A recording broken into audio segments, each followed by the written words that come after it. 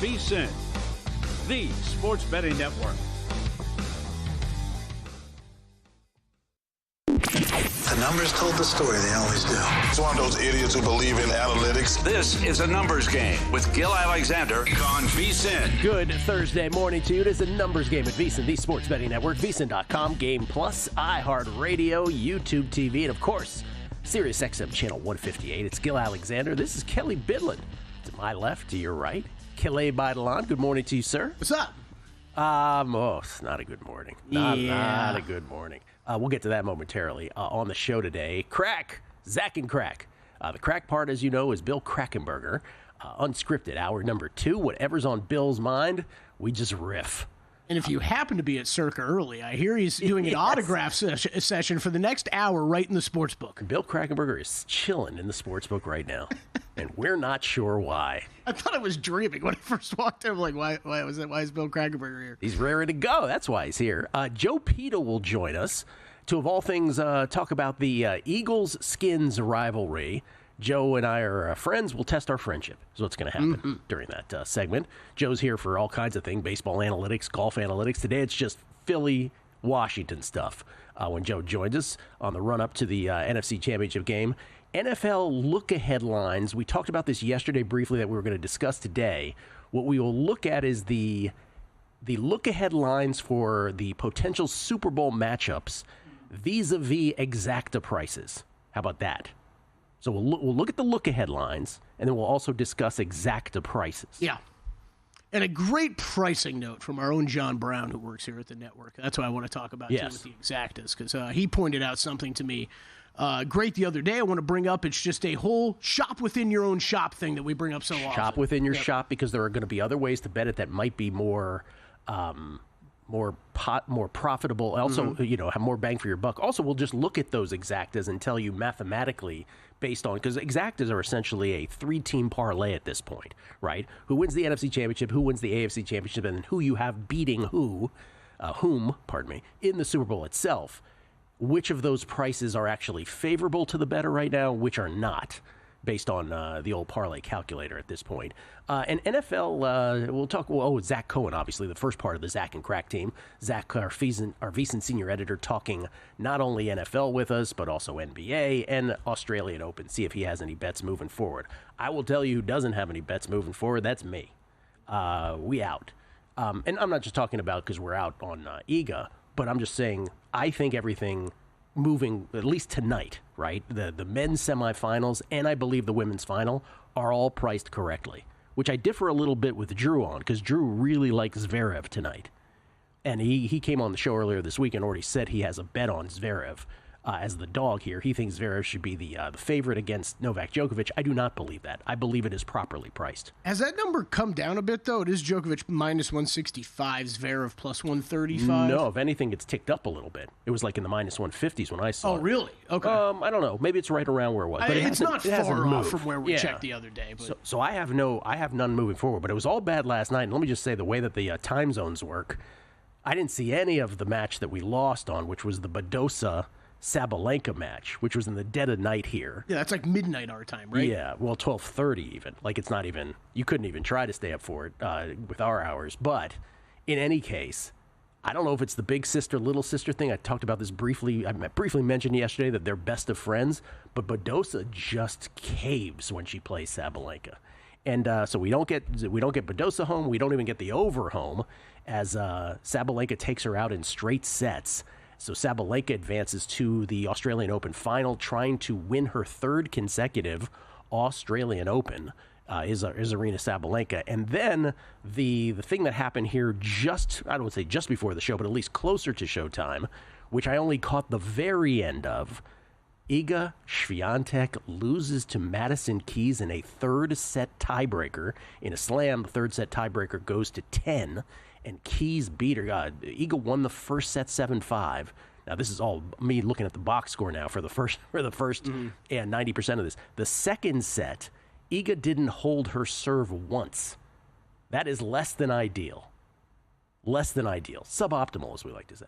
And then in the third and final set, which was, by all accounts, a masterpiece. It was awesome. I watched most of that. Yeah, it was great. Iga had a match point at 6'5", 40-30, and got a little nervy. They were trading nerviness back and forth. This part I did see, and then it got to the tiebreaker. Iga had multiple mini breaks up in the tiebreaker, and then Keys got her at the end. It was one of those sporting events. Like, I'm watching, and yes, I only picked it up like a couple games into the third set, but like it was an amazing third set. At no point was I really worried about Iga losing, though, until, it's like you go to a tiebreaker. Like, I got to be a little bit more worried now, but I'm still not all that worried watching the tiebreaker. And then right when it gets to match point, I was like, okay, now I'm a little worried. Congratulations if you had Maddie Keys, and then congratulations if you had any Maddie Keys futures to begin with. Here's how I addressed it with Drew Dinsick on the Beating the Book Australian Open podcast. Maddie Keys, I think, is a toss, but she's got that weird thing where in slams her numbers just look better for some reason. Like when the matches matter the most, she's a little bit better compared to just tour stuff. There's a couple of players who are like that, women's and men's, and she's sort of the quintessential example I would point to and be like, doubt her in Adelaide, better in Melbourne, kind of a deal. But yeah, I don't think she's winning 7 matches here. Well, she swung 6 out of 7. Mm-hmm. She swung 6 out of 7. By the way, I started that. It was sort of a Columbo thing because we were going through players, and I was like, what do you think about? Well, I was like, random. What about Maddie Keys? Right, and then that was the response to that. Thanks for cutting that part off, guys. By the way, appreciate that. But that was the sort of impetus for that, where it's sort of like she is not. It wasn't like a Marketa Vondrousova Wimbledon thing, where we didn't mention her at all, right? Mm-hmm. Marketa Vondrousova winning Wimbledon last year was like, what was that? So we were aware. Did either of us bet on Maddie Keys in any way? No, we did not. So there you go. So it's Maddie Keys. Sabalenka is a -400 favorite. That is accurately priced to me. By the way, so is Iga at -667 when you're looking at actual numbers. But Maddie Keys does this thing where she has now reached her second slam final in her career. She reached a final back in, I believe it was 2017 in the U.S. Open when she lost to her friend, Sloane Stephens. So down goes Iga. Yeah, sorry, man. That was tough. That was a great match. Keys looked like she was playing one of the matches of her life. When I was she always has it in her. Her A game is always there. She's taking money right now too. Wait, what did I text you? The opener on that was Sabalenka -400, Keys +300. It is down to Sabalenka -330, Keys +250 for the final. Yeah, I mean that's not a huge move, but yeah, I would imagine that would happen. So there you go. Congratulations to all who had Maddie Keys. Iga goes down. Okay, real quick, because we talked about this yesterday. Number 1 draft pick. We were here, and we were saying Cam Ward is your favorite at -190, followed by Shedeur Sanders to go number 1. Remember, the Tennessee Titans holding the number 1 pick in the NFL draft. And then, far away was Travis Hunter in the number 3 hole. And Mel Kiper, that was all, sort of Mel Kiper induced. He had his mock draft where he had Cam Ward going number 1 to Tennessee, had Travis Hunter going number 2 to the Cleveland Browns, and then he had Shedeur Sanders going number 3 to the New York Giants. And so Cam Ward, the move on Cam Ward followed. Cam Ward got to -190. Now, yesterday, Titans GM, so this, of course, it happens right after the show. Titans GM comes out, and he was asked about, hey, what are you doing with the first pick in the draft? We heard from 2 different guys, by the way. President of football operations and then also the GM yesterday. Well, I'll tell you what the GM's quote was. Quote, "We won't pass on a generational talent with the first pick in the NFL draft." Unquote. That is complete code for Travis Hunter. Generational talent. Because I don't think you're talking about Cam Ward or Shedeur Sanders. At least I don't think so. Travis Hunter, of course, playing both sides of the ball. That is code for Travis Hunter. And so, because of that quote largely, massive movement, where now Cam Ward is down to +105. Still the favor, still the short shot anyway. But remember, he was -190 yesterday. It doesn't take huge amounts to move this, as opposed to, say, an NFC championship game this weekend or an AFC championship. But nonetheless, Cam Ward at +105. Travis Hunter now in the 2 hole at +155 after that comment. Shedeur at +360, number 3. 4 and 5 remain the same, Abdul Carter and Tedoroa McMillan. from yesterday. So trying to confirm a couple of these things. Okay, I believe it was the Chad Brinker, the president of football operations, that said that quote. The GM said That's later. Incorrect. I have Morganzi right here in front of me. We won't pass on a generational talent with the first pick in the NFL draft. Okay. So then he also said they're open to trading back as well. So that was also notable. I mean, that is notable. If you're considering any of these quarterbacks, you really think one of them is going to go number one, got to take that into account. I guess the only other thing that I noticed with the odds, Gill, and the generational talent thing, right? I think, like you said, I think we all think Travis Hunter right away. There's another guy on that board that did get down into single digits, in Abdul Carter. And I don't know, are you possibly talking about a pass rusher that you think could be all that good with a generational talent? But is somebody trading up to number one for Abdul Carter? I don't know. But I'm just saying those odds moved as well. Yeah. The big one being Travis Hunter, though, based on those comments from the Titans brass. The trade possibility is always there. By the way, when you get into trades, this is the problem with all this. Mock drafts, any mock draft that puts in trades, I just immediately stop paying attention. Because how do you know? And if there is going to be a trade at number one, then all of our speculation is just on steroids at that point. Because you have no idea what a team is thinking. But if Tennessee were to hold it now, that's where this sort of vague part comes in now after that kind of banter from the front office, which is like, oh, you're not going to pass on a generational talent? Does that mean you're keeping Will Levis and Mason Rudolph as your guys heading into next year? Is that what we're doing? I mean, at least Levis, they said they were open to. Yeah, they were going to look around. Quarterback needed to be addressed, but Levis could be back and competing for a job. Haven't we seen enough? I would think so, but haven't we seen enough of ill-advised Billy Levi's? Anyway, Cam Ward plus 105. Travis Hunter now number 2 at plus 155. Zach Cohen. Tennis, NBA, football, next, right here on a numbers game at VSiN, the Sports Betting Network. Time. There's nothing more valuable. It's what drives everyone to make the most of every moment. We celebrate living large in the now.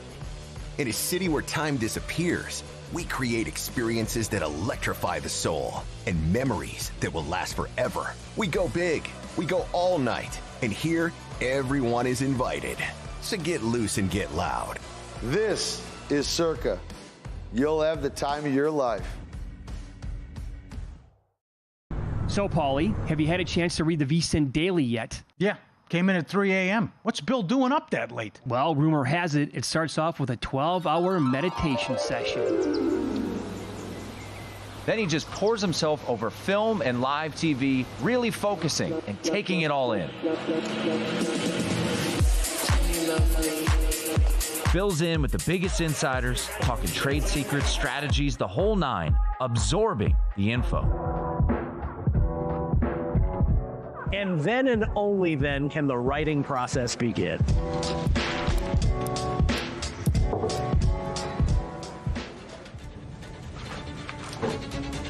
In Las Vegas, Bill's late night becomes your early morning. Wake up to the very latest betting insights in your inbox with the VSiN Daily.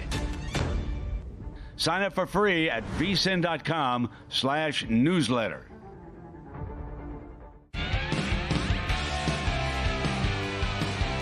Coming up on the next Follow the Money, we talk picks and props title games with Paul Charchian, Hall of Famer fantasy. Also Steve Wiss on soccer. And one of the Johnny Vodkas winners in Circa Survivor has 17 different people split the entry to win over $1 million.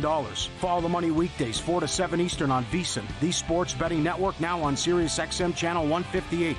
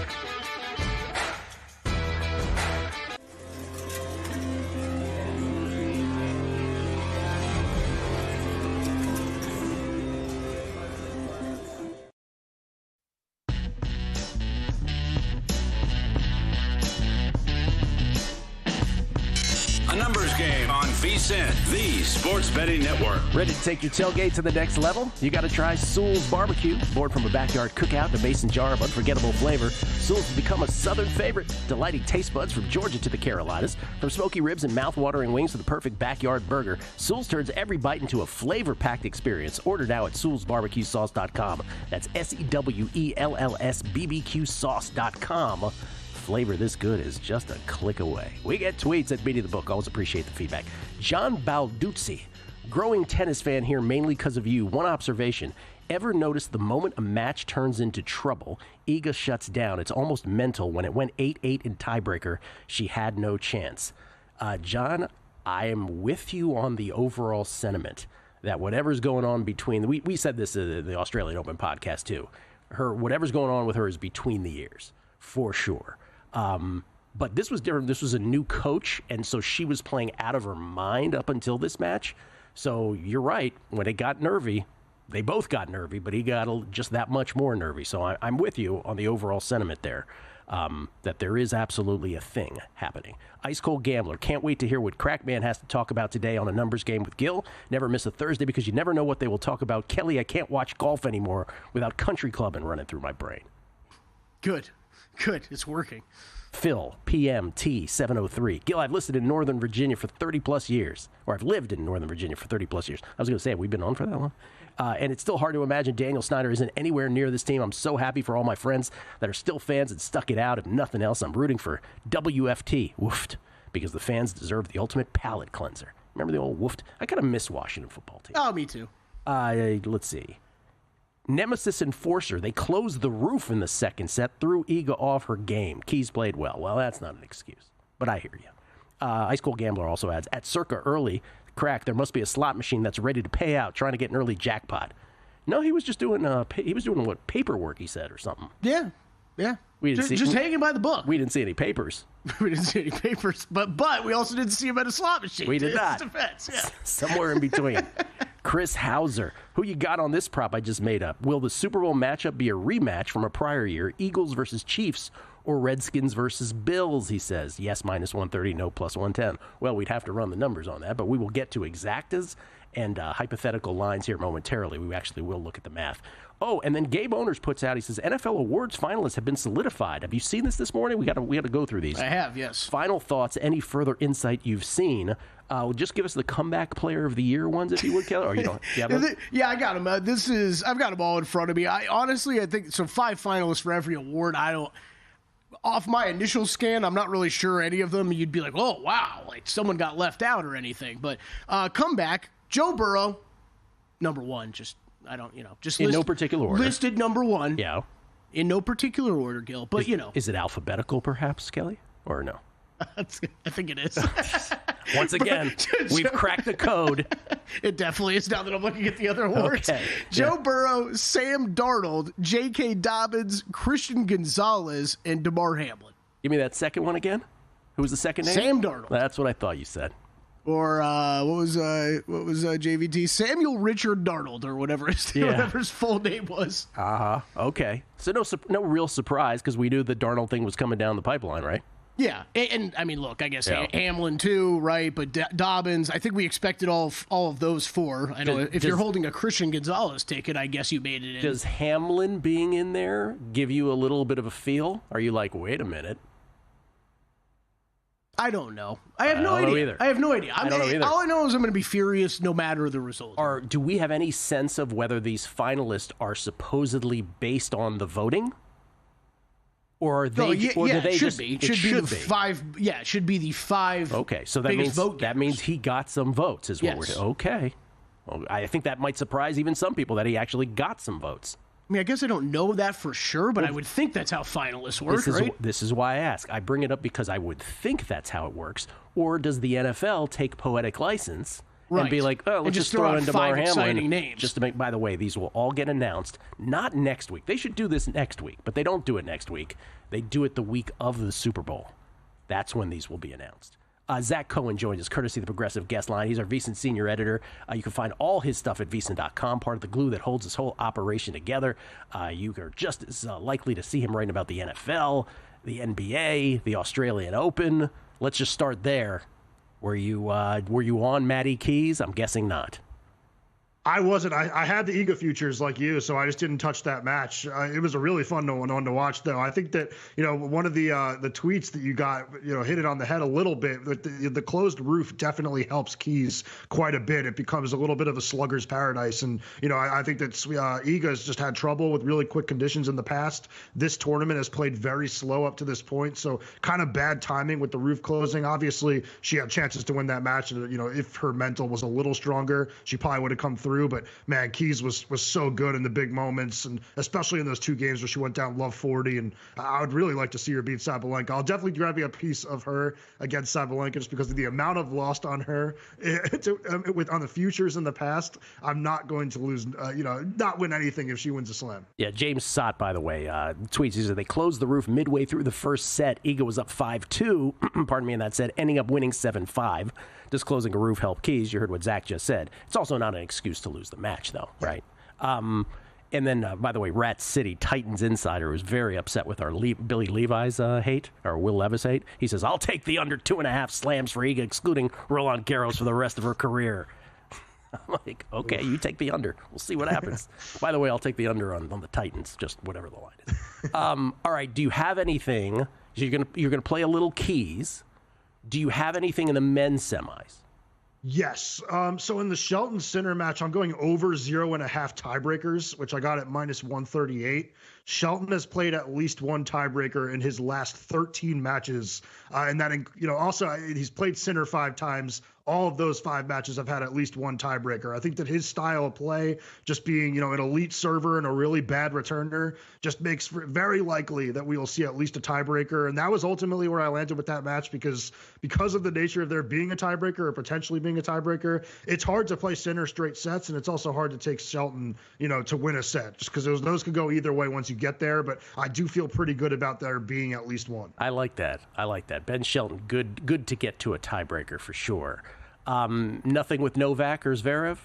So I have a Novak future from the start of this tournament. I remember telling you I did not feel good about that once I saw the draw, but now all of a sudden it's definitely feeling very, very live. So I'm not going to be touching that match myself. If I were betting that match, I would be going with Zverev at the plus money odds. I just think that the Novak injury was legitimate. He looked really, really bad in that second set. And until those painkillers kicked in, he was not moving well. I think that a lot of people really wanted to crown that match as an epic.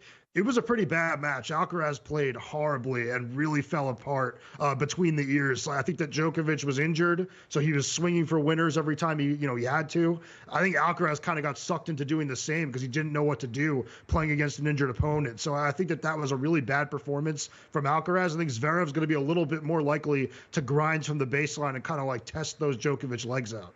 The Djokovic injury, though, I saw the best meme that describes this. You see the original Willy Wonka, where Gene Wilder looks like he's like sort of limping or whatever, and then he does the somersault, and all of a sudden he's dancing again. That's Djokovic. It's like, really, are you hurt? Yeah. I also saw the call the cops, but not for me. Yeah. That's right. He does get better once he's hurt, especially historically at this tournament. I just think that he said it in his press conference after the match that, it takes the pressure off you and just kind of gives you a focus of what you need to do. And that's just hit big and hit your targets. All right. What about the championship games in the NFL? Any plays on those two? Yeah, so I see it's moving against me. I do like the Commanders with the points, whether that's 6.5 or 6. Honestly, I would have played it at 4. I was very unimpressed with what we saw from Jalen Hurts last game, and I just can't really shake the feeling that, the Commanders have the much better quarterback, the more aggressive head coach, and I know a lot of people really like this Philadelphia defense, and they have been very good at times throughout this season, but I just don't really trust Vic Fangio against a team that can throw the way that the Commanders can. I really like Daniels to go over his player prop of 222.5 passing yards. I put that on the website in my write-up for the game, and yeah, I think that the Commanders are really live in this game. I took the spread. I also sprinkled the money line. Okay, and then in the AFC, anything? Haven't played it yet. I do think I'm going to end up on the Bills. I hate myself. I say I'm going to hate myself, and I say I'm going to, back Kansas City when it comes time for the playoffs, and I still don't do it. But I just feel like this Chiefs team, for the better part of 2 years now has been a team that scores 19 to like 23 points every game. And I think that this Bills team is capable of scoring a lot more than that. So I think that we are going to see Buffalo finally knock out Kansas City. I think that Josh Allen has played very well in this, series in the past, especially in the playoffs. I think he's just had, defensive shortcomings. And I think that he's finally has a group that could slow down a Kansas City team that I think is, mediocre offensively. NBA tonight, anything? So far, I just have the Lakers. Lakers +5. I'll also be sprinkling the money line. It's just a really bad spot for Boston. They played a really close game against the Clippers last night. Went to overtime against, a really shorthanded squad. I think they're going to be very, very tired for this game. And I'm also playing Wemby over 4.5 blocks and steals in this game in Paris. Ooh, okay. Wemby over 4.5 blocks in Paris from Zach Cohen. Zach, thank you so much. Appreciate it, man. Thanks, guys. At Betting on X for Zach on Twitter, by the way.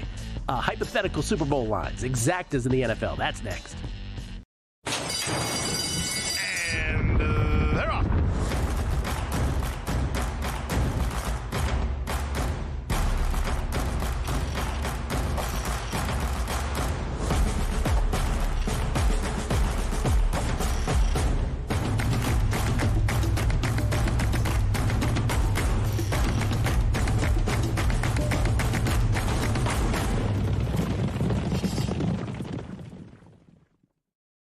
Sports betting game with VSiN's exclusive betting splits. Stay ahead with real-time market trends and track bet percentages on any matchup, then uncover the edge by comparing them to the amount of bets placed to find out where the sharp money is headed. Upgrade to VSiN Pro to access betting splits, live odds, line moves, power ratings, and in-depth game analysis. Go to vsin.com/pro to join VSiN, the sports betting network.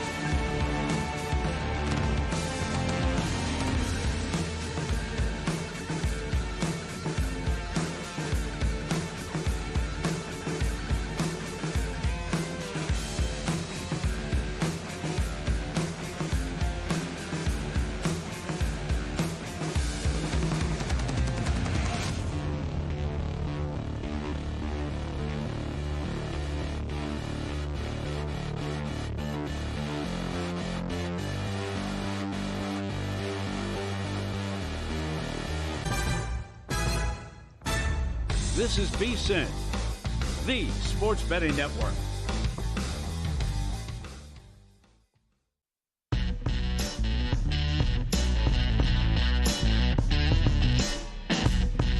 A numbers game on VSiN, the Sports Betting Network. We're getting ready for Big Game 59. El Partido Grande 59.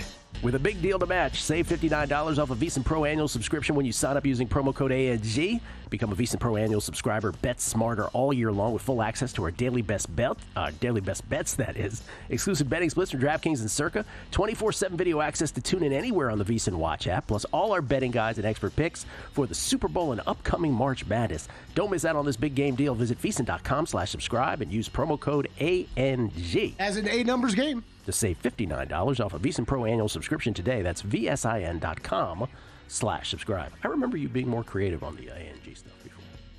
Yeah. Mm-hmm. I used to make up other examples. Yeah, but mailing it in. I understand. You'll get there. We get tweets at You'll get there. Cowboy 7, was this? D Cowboy 777 at RDW says they announced the awards Super Bowl week because everyone's there for the game and they get the NFL Honors TV show out of it. Well, no, not everybody's there of the finalists, right? Not everybody. If they can lure them, yeah, you're right. But that wasn't my point. My point, RDW, was there's nothing going on the week after this one, right? The 2 weeks are interminable. So to get to that second week, it just seems like an eternity. It would be great if they did sort of the opposite of baseball and moved it up. Just my 2 cents. Primetime, Cowboys_Cubs 1. Yo, dog.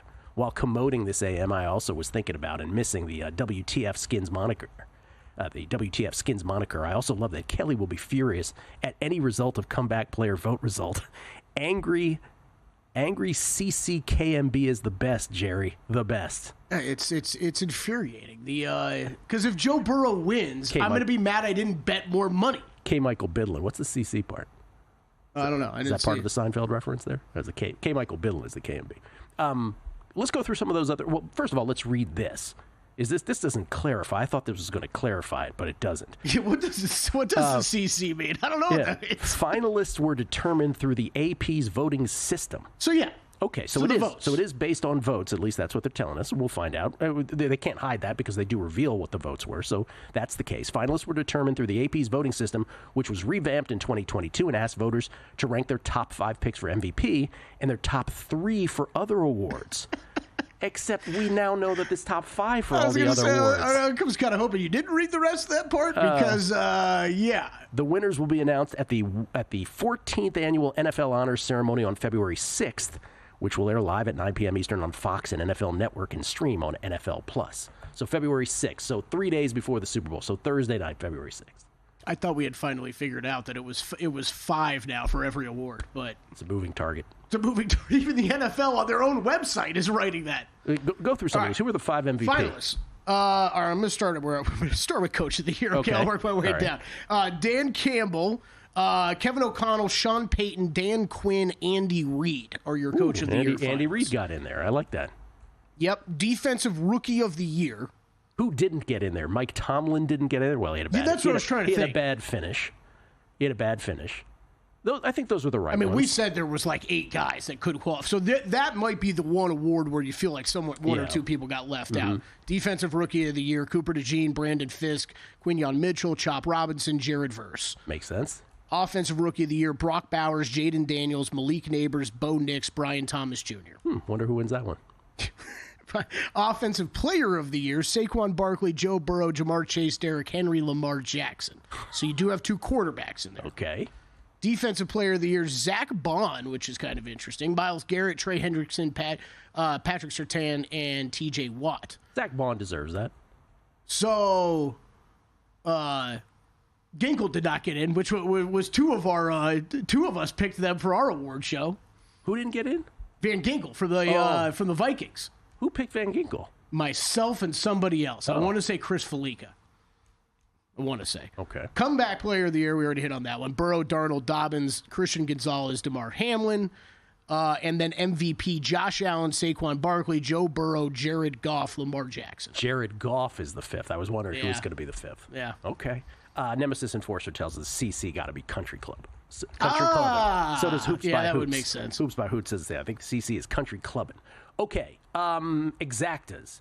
4 teams left, obviously, and there's 8 different combinations of who can beat who in the Super Bowl.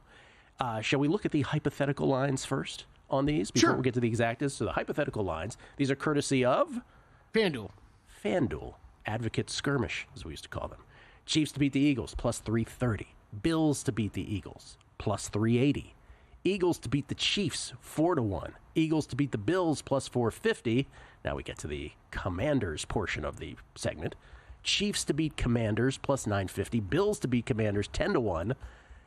Commanders to beat Chiefs, 15-1. Commanders to beat Bills, 17-1. Those are the Exactas. So we started with the Exactas. Yes, just Exactas. You want hypothetical lines now? Well, yeah, let's do the hypothetical lines. Let's get back to these Exactas. The hypothetical lines are both the Bills and the Chiefs would be favored by 4.5 over the Commodores. Okay, the Eagles would be favored over the Bills and the Chiefs, each by 1.5.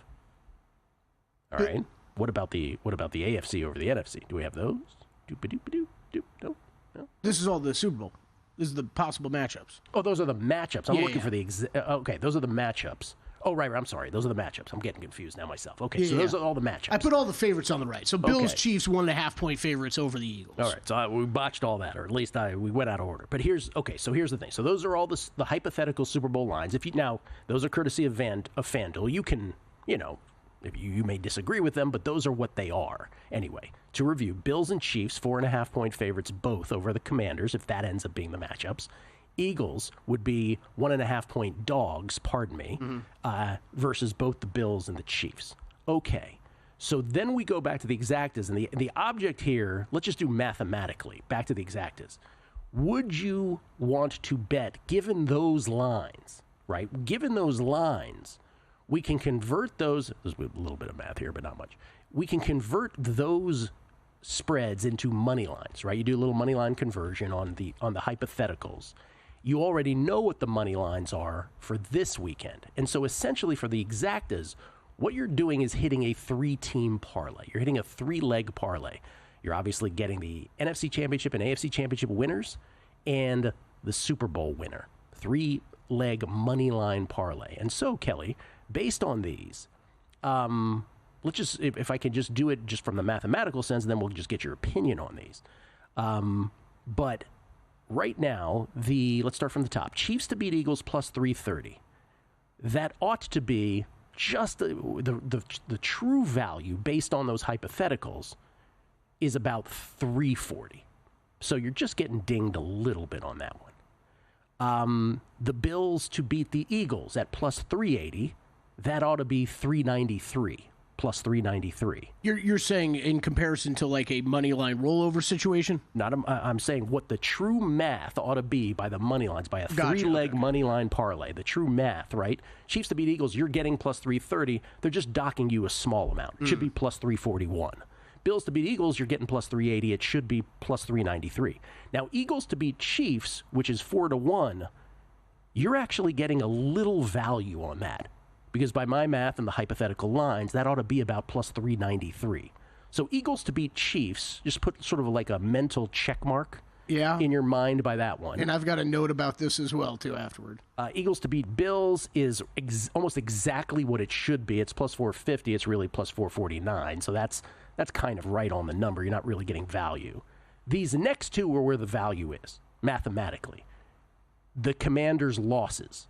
Chiefs to beat Commanders, you're getting plus 950. Bills to beat Commanders, you're getting 10-1. I have them priced at, those should be plus 808 and plus 913. So at plus 950 and 10-1, those actually represent a little bit of value at those prices and based on the hypothetical lines. Again, I'm just doing it by the hypothetical lines. Commanders to beat Chiefs, Commanders to beat Bills, you're actually getting a little bit of the worst of that. As what you would expect. Instead of 15-1, that's actually like kind of 16.64-1. And instead of the 17-1 on Commanders to Bills, it's actually 18.68-1. So the value is really on the two to beat the Commanders Super Bowl Exactas based on that. I like it. That's a great breakdown. That's the way you should be looking at these things. I was interested that the Eagles one you mentioned right away because John Brown, who does great work here at the network behind the scenes, he texted me about this yesterday, just looking at what the circa exacted numbers were. Yep. And it was just a shop within the same shop situation, right? Super Bowl odds are up there, and then exactas are up there. And we're down to the point of the season where you've got 2 games this weekend, right? And then we're at the Super Bowl already. So it's just 2 wins. But keep in mind, and here's the thing, obviously the way that these games go will affect what those hypothetical lines end up being. Absolutely. So I'm just doing that exercise based on what those static hypothetical Super Bowl lines are. Which is the best you can do right now. But yeah, absolutely that stuff will move. Yeah. But his point was, okay, if you take Eagles to beat the Bills and Eagles to beat the Chiefs, at least at Circa and at DraftKings, you'd get a better number than what the Eagles are listed just to win the Super Bowl right now. This is the thing. All of this is shop from book to book, shop within books. Both of those things are valid. But anyway, that's just a little brief look at the math on those Super Bowl exactas, at least at FanDuel. Joe Peta on the Eagles and Skins next. Got a good thing coming. Just wait and see. It's a good.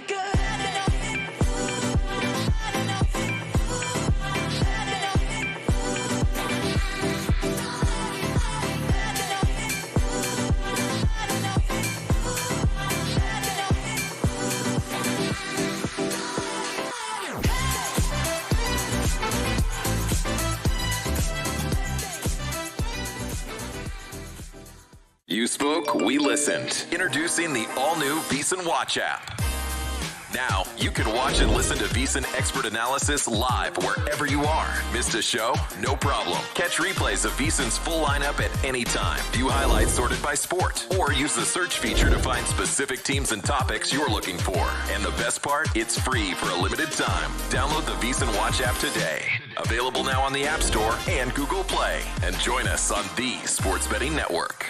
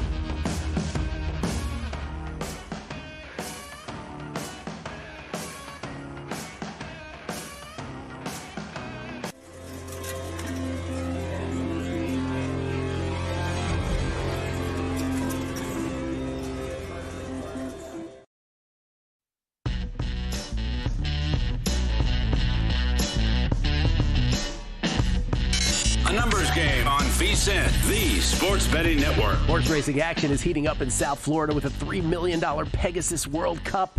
That's Saturday, January 25th, 2 days from now. And our friends over at First Bet have you covered with everything you need to hit big. Sign up for a new First Bet account using promo code VSiN200 to claim a $200 sign-up bonus, plus download their free Pegasus World Cup wager guide and get up to $10 back when your horse finishes second or third in the biggest races at Gulfstream Park. Head over to firstbet.com. That's 1stbet.com and use promo code VSiN200.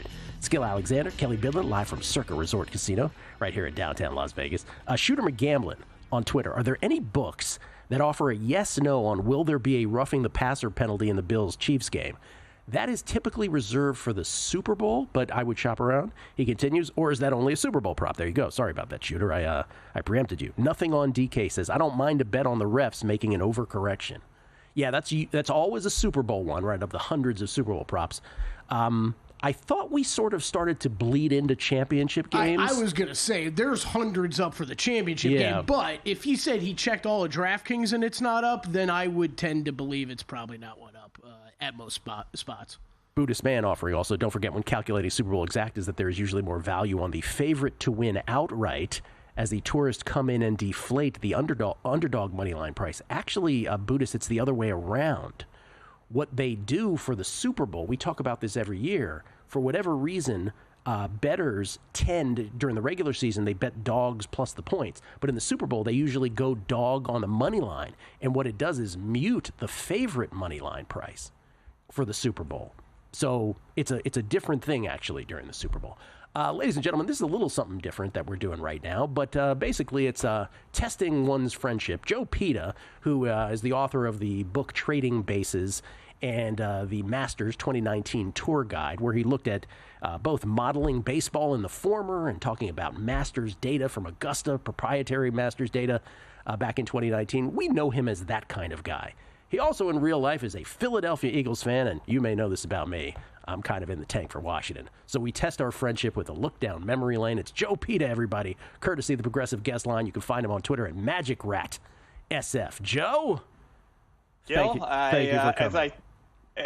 It's a pleasure to be here and to be civil because, as I said Monday, I thought our friendship would take a hiatus this week. That's right. All right. Well, we actually took sort of pleasure in this exercise. What would you like to say as a macro statement on this? Yeah, first of all, I think we should find common ground. We're going to talk about sort of the history, the interaction here a little bit. And, as an olive branch, I want to say that I've always respected your music knowledge. You have obviously that's part of your background.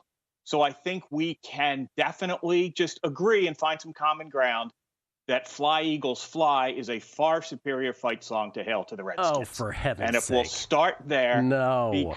Hail? We can't Hail? even. Who uses that? That's like from the Taft administration. We can't even agree on that. Wait, do I get to play referee here? What's that? Do I get to play referee here? Yes, please. Fly Eagles Fly, for sure. On the Megapod. Thank you. For sure. On the Megapod, everyone was saying, oh, Hail to the Redskins by far is the better song. So I disagree. If you ask any kindergarten teacher in the tri-state area, Philly, Delaware, New Jersey, they will tell you they barely have to teach those kids to read or spell because EAGLES Eagles, they know that from being a toddler. It's a civic duty. We're going to have to disagree on that. Disagree. Some of your politicians can't spell that so well, by the way, I saw on the old social media. That was embarrassing. Yeah.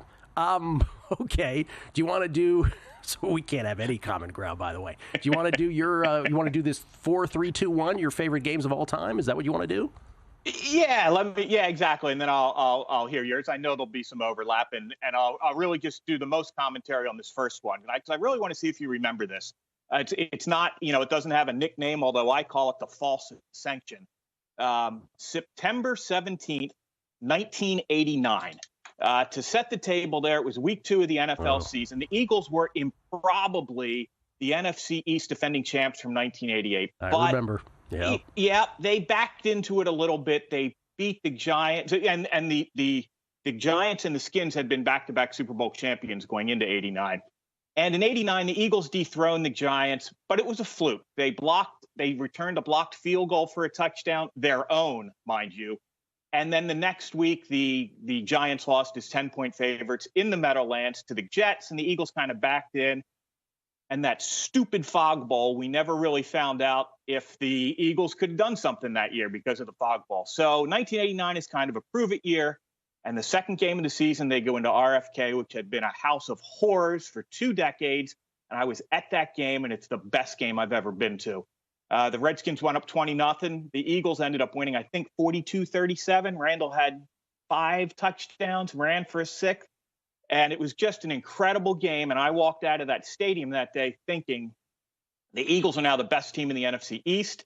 And that means outside the 49ers, they're the best team in football. And if you told me that day that the NFC East was going to win the next 4 Super Bowls in the 4 preceding seasons, I would have said, yeah, that checks. And I'll bet you the Eagles have 2 or 3 of them. And of course, that wasn't the case. But I don't know if you remember that game, but it was an incredible game. And Randall, we had Randall, Keith Jackson, Chris Carter, Mike Quick, Reggie White, Jerome Brown, Eric Allen. Like, there were all pros all over the field. And that it was a false ascension because I thought they'd taken the throw. And then the next ones, honestly, I feel like you're going to know those, whether it's the Monday Night Massacre, which the reason I think that's important is that was started with the McNabb fleecing.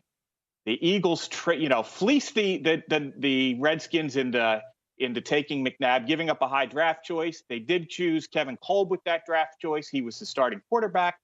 But quickly, everybody knew the better quarterback was on the bench, and that led to the Michael Vick and the Monday Night Massacre. And then the two most pivotal games, of course, are the body bag game, and then number 1 has to be Gibbs' revenge.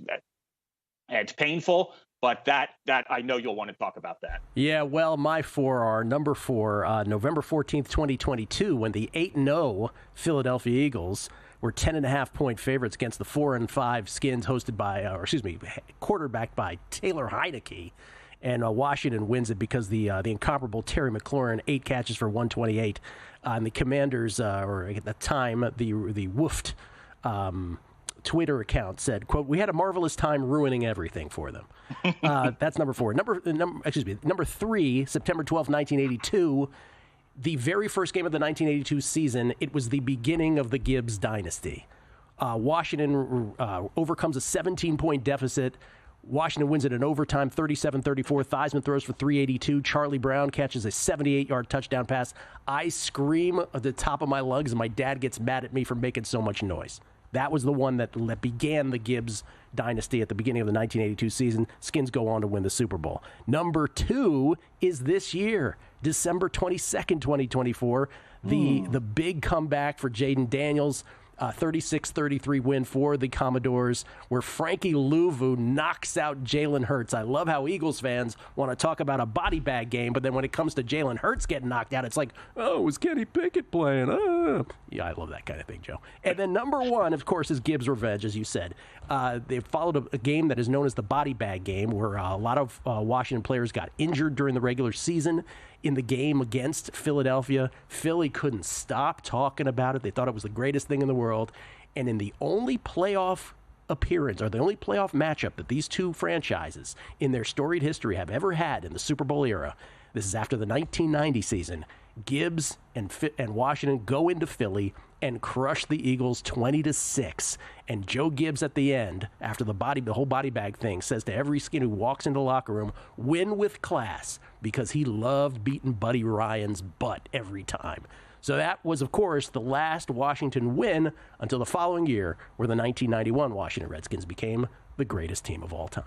There it is. This is the second playoff matchup, Joe. That is astounding. Yeah. As we were texting this week, they are never good at the same time. Never. And the only period was that small period of the Ryan Gibbs years.